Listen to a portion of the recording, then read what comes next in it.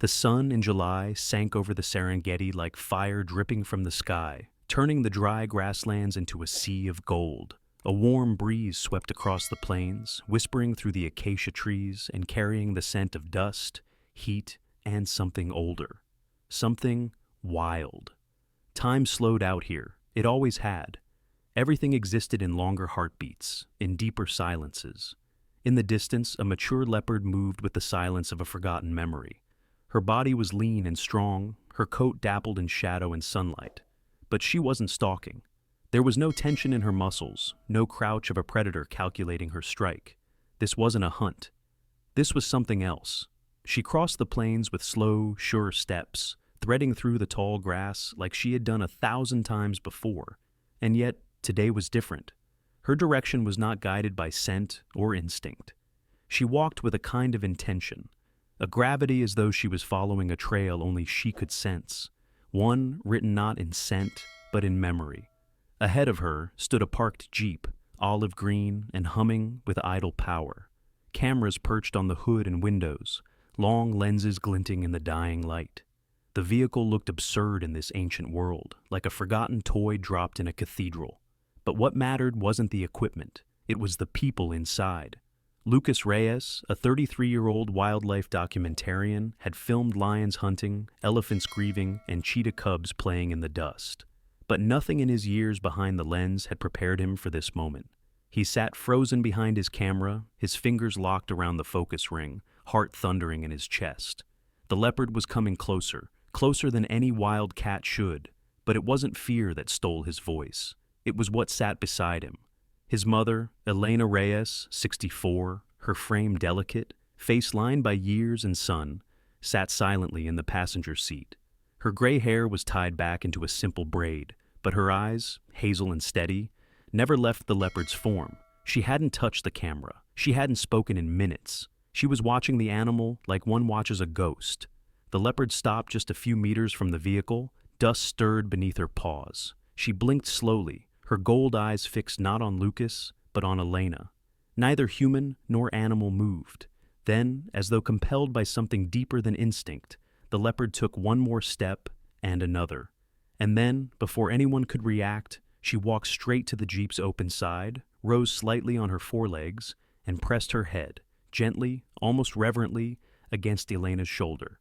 A silence fell so deep, it swallowed even the wind. Elena closed her eyes, and for a moment her shoulders trembled. Then she lifted her hand, slow as the turning tide, and placed it against the leopard's head. Her fingers brushed over the thick, warm fur. Her mouth trembled as though trying to speak, but there were no words that could fit inside that moment. Lucas dropped the camera, his voice caught in his throat. "Mom," he whispered. But Elena didn't answer him. Her voice, when it came, was soft and cracked with emotion. She remembers. The leopard stayed like that for a heartbeat, then two. And in those seconds, something unexplainable passed between them. It wasn't just recognition. It was the return of something long buried, something neither time nor wildness had destroyed. Then, slowly, the leopard backed away, dropping back to all fours. She didn't run, she didn't growl. She turned her head slightly, almost as if to make sure Elena had truly seen her, then walked back into the grass as quietly as she had come. The golden savanna swallowed her whole. No one in the crew spoke for a long time. Even the seasoned field biologist in the back seat sat with his mouth open, eyes wide. What was that?" one of the assistants finally managed. But Lucas didn't answer. He turned to look at his mother. She was still staring out at the place where the leopard had vanished, tears drying on her sun-weathered cheeks. "She was just a cub," Elena murmured at last. "She had smoke in her fur. I didn't think she would survive the night." Lucas's breath caught. "Wait, you know that leopard?" Elena turned to face him fully, and for the first time in years, Lucas saw something raw in his mother's expression. Grief, wonder, and something else. A fierce love, untouched by time. "I raised her," she said simply. "I saved her from a fire, 40 years ago." The silence returned, but now it was dense with meaning, and somewhere beyond the grass, a shadow moved again.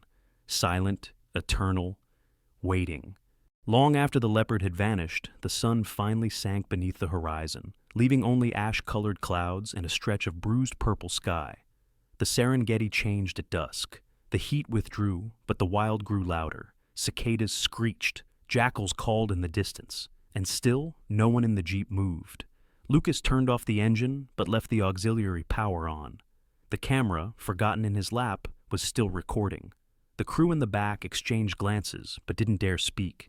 It was Elena who finally broke the silence. "She came out of the fire," she said, her voice low and distant, as if speaking not to the others, but to the air itself. Lucas turned toward her slowly. "What fire?" Elena didn't answer immediately. She reached into the canvas bag at her feet and pulled out a leather-bound journal. Old, the corners curled and the spine rubbed smooth. Lucas had seen it dozens of times, but he'd never known what was in it.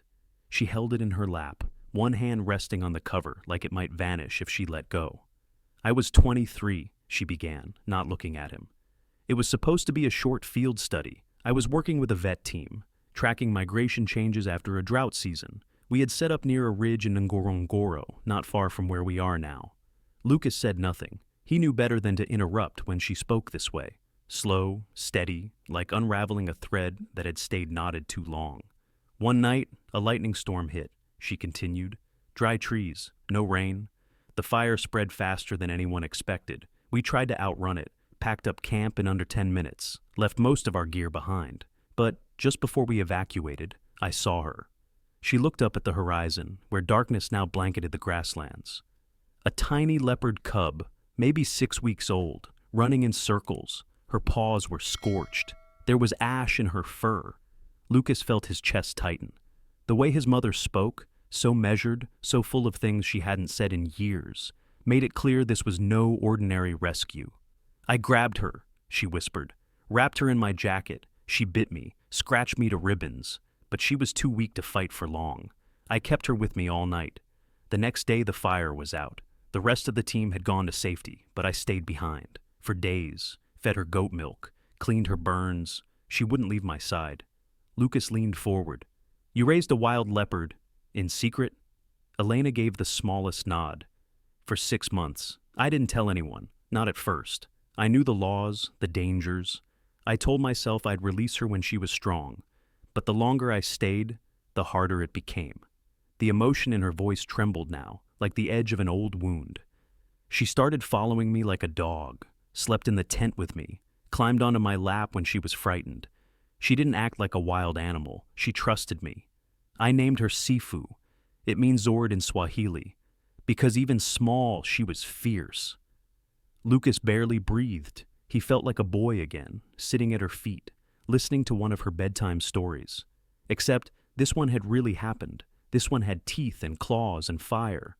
"So what happened?" he asked, though he wasn't sure he wanted to know. Elena swallowed hard. "I was ordered to leave. The funding was pulled. There was pressure from the Research Foundation. They said I was too involved, that it was dangerous. And maybe it was, but I didn't care. I didn't want to let her go." Lucas watched her closely. "But you did." Elena nodded. "I contacted a Maasai tracker I trusted. He helped me pick a quiet place, far from settlements. We built a small blind. I stayed with her for a week, let her hunt small things, relearn the wild. Then one morning, she was just gone." She paused. "I left the next day." And for a long moment, all Lucas could hear was the rising wind outside, sweeping through the grass and over the silent plains. "You thought you'd never see her again," he said softly. Elena didn't answer right away. She opened the journal and pulled out a small photograph, faded, edges curled. In it, a young Elena knelt in the dirt, smiling through tears. A leopard cub, charcoal-streaked and wide-eyed, stood beside her, leaning against her thigh. Lucas stared. "You kept this all these years." "She was the only thing that ever made me feel I truly belonged out here," Elena said. "After I let her go, I never came back. Not once." Lucas let out a breath. "Until now." Elena gave a small smile, tired but real. "Until now." Suddenly, one of the radio units in the back crackled to life. "Team A to base, copy. Movement reported near tree line 2. Large predator, possibly feline." The voice was faint, distant, Lucas looked at his mother. You think it's her? She came to me once, Elena said. She might come again. Outside, the night deepened. Somewhere, beyond the edge of headlights, a shape moved, silent and unseen. And Sefu, reborn in shadow, was waiting. By morning, the plains were alive again. Herds moved like rivers across the dry savanna. Zebra, wildebeest, impala. But none of them caught Elena's eye. She sat on a weathered camp stool just outside the mobile tent, staring at the tree line that bordered the horizon. The same place the radio team had mentioned the night before. Lucas brought her coffee, quietly. She took it with a soft, "Thank you," her fingers curling around the dented metal mug. They didn't speak for a long while. There was nothing to say that hadn't already been felt in silence. "She's still out there," Elena murmured, not looking at him. "I can feel it." Lucas crouched beside her. "You're sure it's Sefu? She came to me once, didn't she?" Elena's eyes, weathered by time and sun, gleamed with something sharp. Faith, memory, maybe both. A wild leopard doesn't approach people like that. Not calmly, not without fear, she remembered. Lucas hesitated. "But it's been over 40 years. Leopards don't live that long." Elena looked at him. "No, they don't. But what if it wasn't her? What if it was her daughter? Or her daughter's daughter?"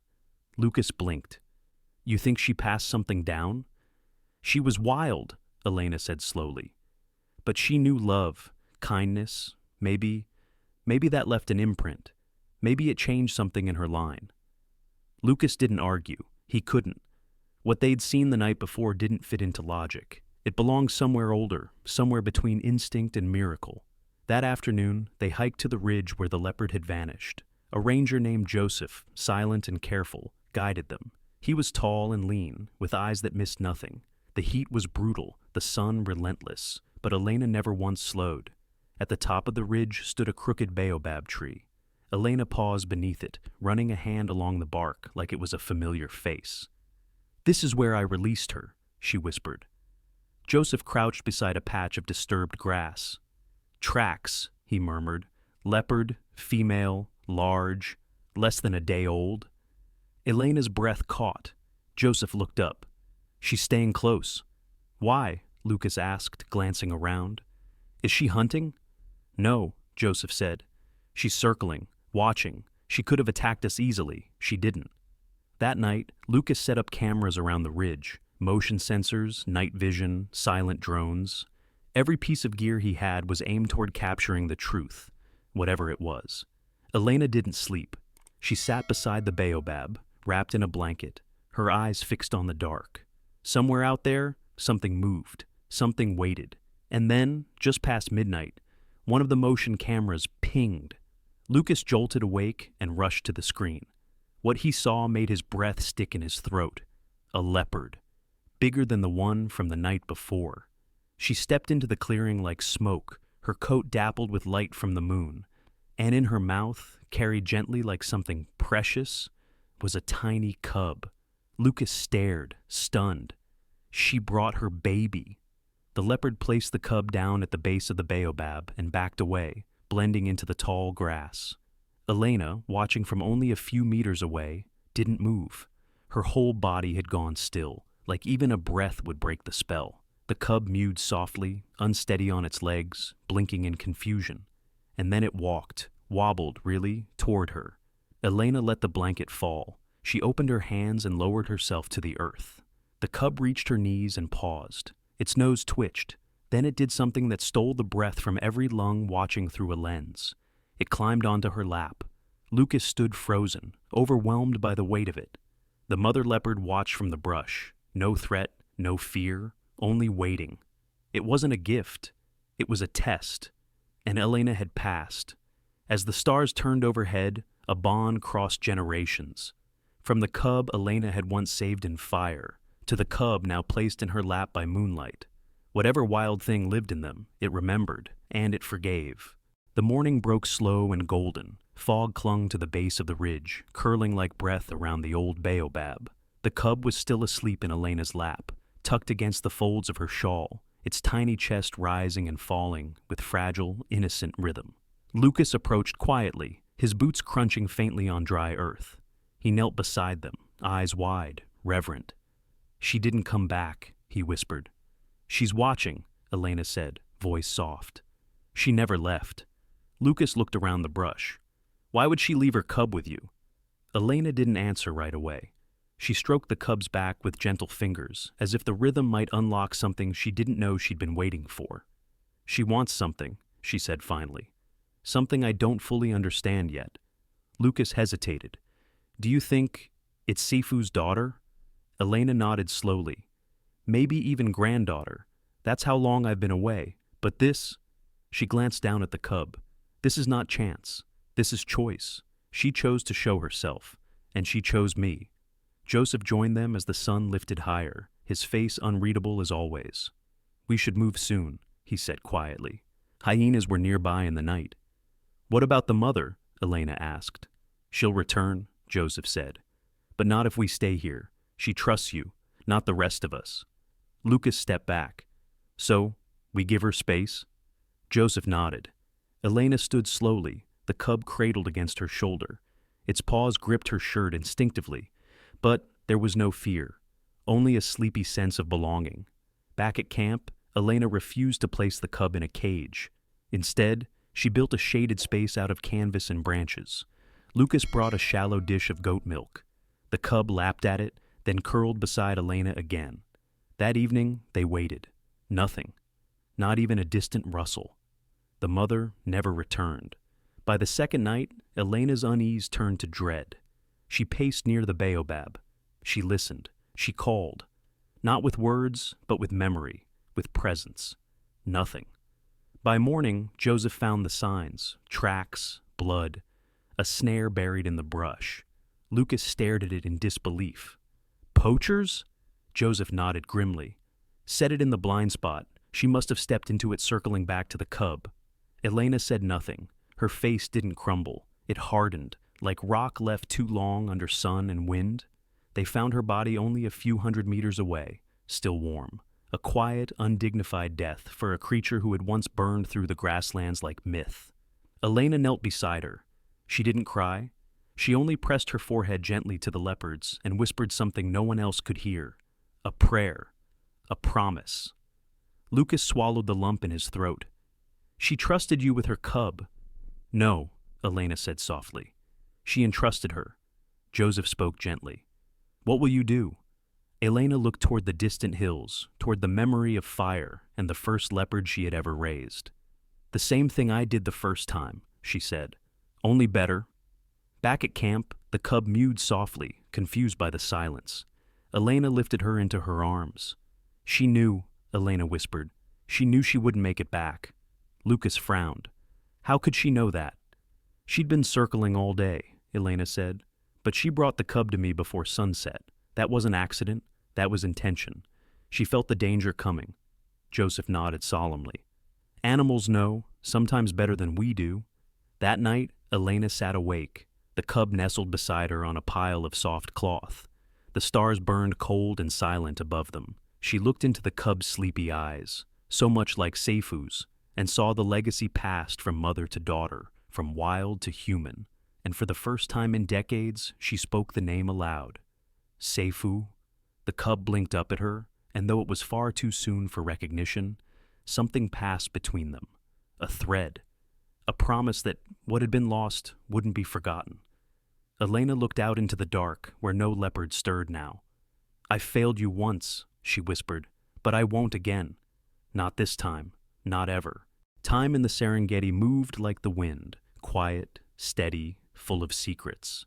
Weeks passed. The cub, whom Elena named Io, Swahili for joy, grew stronger. She stalked insects in the brush and tried to climb the side of the tent, her paws too big for her legs. Her eyes were bright, but her gaze always carried something deeper, something ancient, as if she remembered things no cub should. Elena kept her close, but never tame. No treats, no cages, no commands, just presence, just trust. Lucas documented everything, his lens more reverent than clinical now. What began as a documentary had become a chronicle of legacy and loss. One morning, as the sun lit the savannah in ribbons of gold, Elena found Ao crouched in a crouch too still to be play.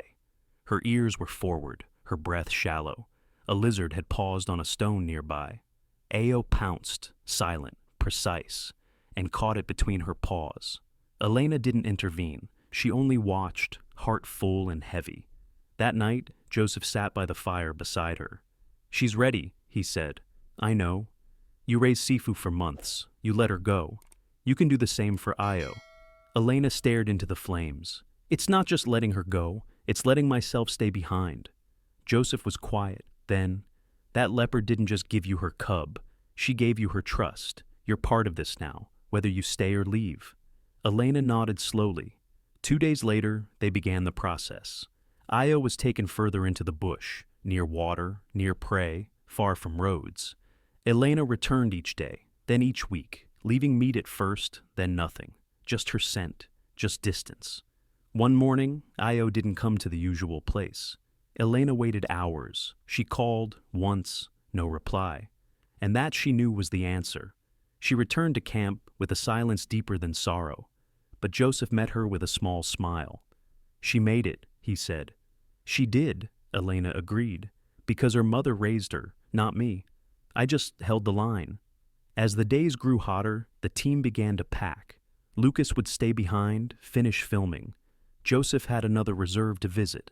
And Elena? She stood at the edge of the airstrip, her bags packed, her scarf loose around her neck. She didn't look back at the planes. She didn't have to. She carried them with her now, in her bones, in her breath, in the weightless ache of letting go. Then a shadow moved across the edge of the brush. She turned slowly. Ao. Now, older, stronger, wild. She didn't approach. She only stood there, tail flicking once, her golden eyes locked onto Elena's. And in that moment, it wasn't just a goodbye. It was a passage. Sefu, the mother, the grandmother, Elena, all of them. The lines had blurred into something larger than any one name, something timeless. Io blinked once, then turned and slipped into the brush, silent as wind. And Elena smiled, not out of joy, not even out of sorrow, but from something deeper. Peace.